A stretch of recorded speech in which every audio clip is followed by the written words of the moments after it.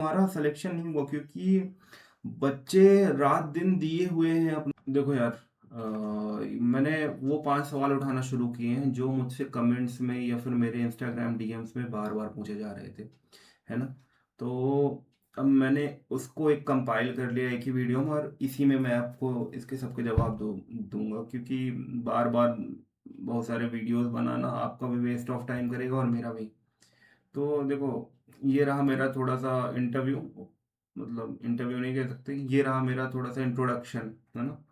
और इसको देख लीजिएगा, बाकी बढ़ते हैं अपने सवाल की तरफ। रिवीजन या नया टॉपिक, कौन सा पहले? तो देखो यार, ये शायद कोई सवाल जो है ना, ये किसी सीजल के बच्चे ने कर रखा था कि रिवीजन या नया टॉपिक। शायद अब सीजल पास है ना, तो उसको समझ नहीं आ रहा कि क्या करे वो। क्योंकि देखो यार, मॉक हम जैसे देते हैं ना, तो हमको नए सवाल मिलते रहते हैं, और वो जब मिलते हैं तो हमें लगता है कि यार ये नया है और रिवीजन करूं कि इस नए टॉपिक को कंप्लीट करूं।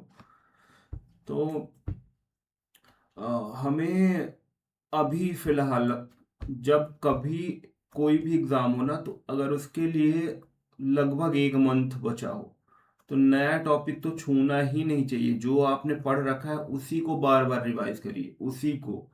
क्योंकि रिवीजन पुरानी चीजों का ही तुम्हें सिलेक्शन दिलाएगा, नहीं तो ऐसे ही एक नए नए टॉपिक में भटकते रह जाओगे। क्योंकि हर हर मॉक में और हर, मतलब कोई भी एग्जाम का प्रीवियस ईयर का सेट दोगे, उसमें एक क्वेश्चन या दो क्वेश्चन नया मिलेगा ही, तो उसको तुम नया टॉपिक नहीं कंसीडर कर सकते, है ना। जब इसको पर्टिकुलर सवाल का कहीं लिख लो और उसका रिवीजन करते जाओ, है ना, ये सवाल ना गलत हो। बाकी उसके लिए नया टॉपिक कवर करने की जरूरत नहीं है इससे रिलेटेड।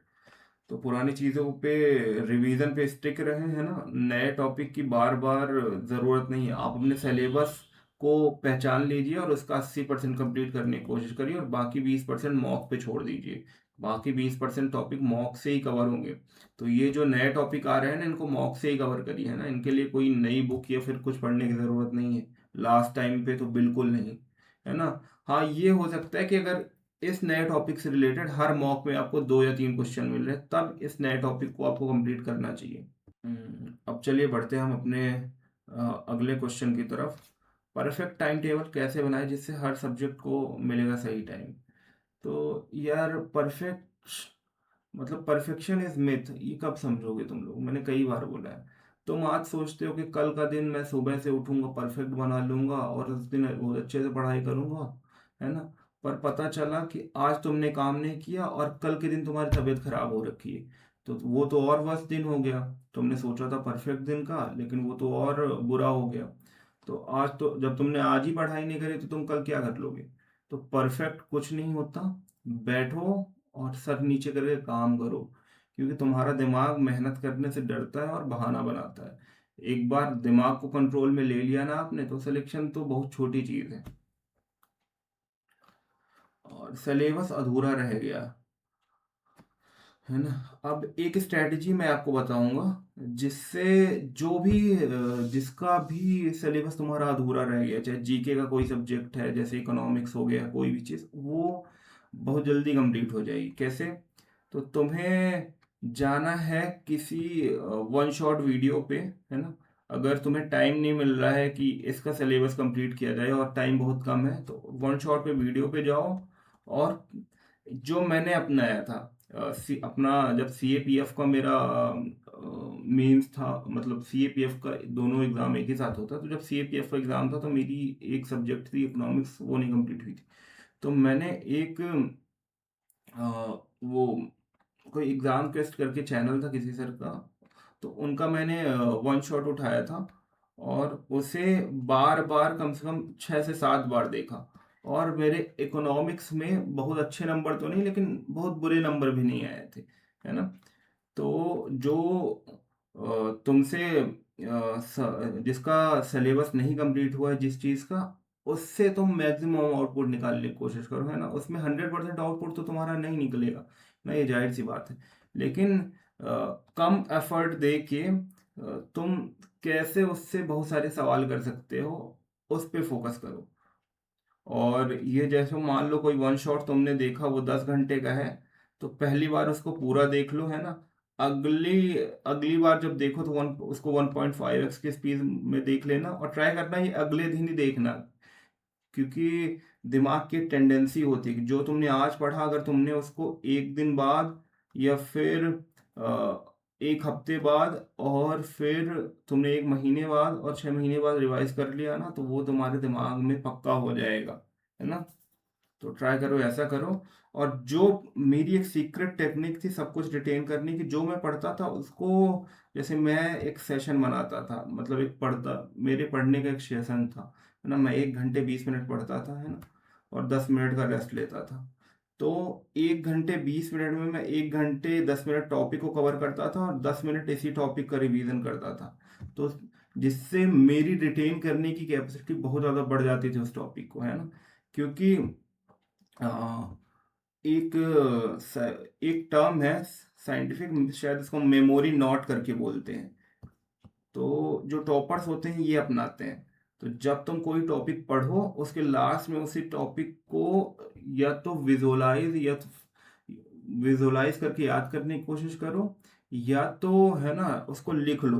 कुछ ऐसा करो कि 10 मिनट में वो एक बार वो टॉपिक तुम एक बार गो थ्रू हो जाओ, देखना तुम्हें सारे कॉन्सेप्ट याद आने लगेंगे और तुम्हारा दिमाग इसको जरूरी समझ के याद कर लेगा, है ना। हाँ, चौथा सवाल मॉक टेस्ट से रिलेटेड था कुछ, कि एनालिसिस वगैरह कुछ कैसे करें। तो देखो यार, अगर तुम देखो, मॉक टेस्ट देना बड़ी बात नहीं है ना। मॉक टेस्ट तुम बैठे बैठे भी 1 घंटे कहीं भी बैठ के देख सकते हो, उसको दे सकते हो, है ना। लेकिन मॉक टेस्ट के बाद ये बहुत सारे एस्पेरेंट गलती कर रहे हैं कि वो एक हर सब्जेक्ट की एरर बुक नहीं बना रहे। जैसे जीके की तुम्हारे एक अलग एक एरर बुक होनी चाहिए। एरर बुक मतलब कि अगर तुम्हारा क्वेश्चन गलत हो रहा है कोई जीके से रिलेटेड मॉक में, तो वो उस बुक में, वो उस नोट में होना चाहिए। Same for math. मतलब तुम्हारे पास 4 एरर बुक तो होनी ही होनी चाहिए, नहीं तो तुम्हारा सिलेक्शन नहीं होगा। क्योंकि बच्चे रात दिन दिए हुए हैं अपना सिलेक्शन के लिए, है ना।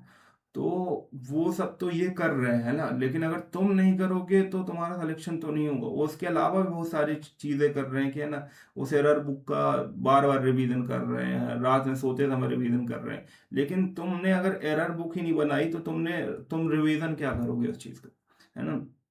और मॉक टेस्ट में जो क्वेश्चन गलत हो रहे हैं, चाह रहे हो कि मॉक टेस्ट से तुम बहुत ज्यादा मतलब आउटपुट निकालो, तो उन क्वेश्चंस को लिखना शुरू कर दो एज अ सजा। और उसको अगले दिन रिवीजन भी करो, और मॉक देने से पहले देख लो और सॉल्व करो उस क्वेश्चन को, है ना, कि ये क्वेश्चन मुझसे अगली बार गलत ना हो। और मुझसे कहाँ सिली मिस्टेक हुई, इसका भी तुम एक पन्ना बना लो और लिखते रहो, है ना। तो जब भी तुम मॉक देने बैठो तो उस सिली मिस्टेक के कारण जो तुम्हारे 2-4 नंबर कम हो जाते हैं हर बार मॉक में, तो उसका रिवीजन करो, है ना। कि ये सिली मिस्टेक अभी हो गई, लेकिन आज से 2-3 माह बाद ये सिली मिस्टेक नहीं होगी।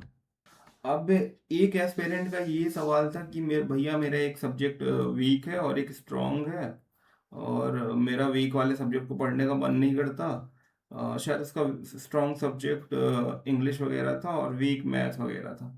तो देखो यार, तुम जब पढ़ने बैठते हो ना, तो तुम, मुझे लगता है अगर सीरियस एस्पिरेंट होगे तो 8 या 9 घंटे तो पढ़ने बैठते ही होगे, है ना।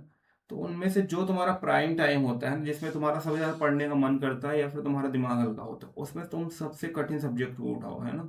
जो तुम्हें लग रहा हो कठिन हो, है ना। कठिन कुछ नहीं है, कठिन और सरल रिस्पेक्टिव होता है। कि किसी इंसान को सरल लग रहा हो ये चीज़, किसी इंसान को कठिन लग रहा हो, है ना। तो उसमें जब तुम थोड़ा थोड़ा, जैसे मैथ तुमको कठिन लगती है, तो उसको तुम थोड़ा थोड़ा जब पढ़ना शुरू करोगे ना, दिमाग को धीरे धीरे उस सब्जेक्ट में घुसने की आदत हो जाएगी और उसको मजा आने लगेगा, है ना।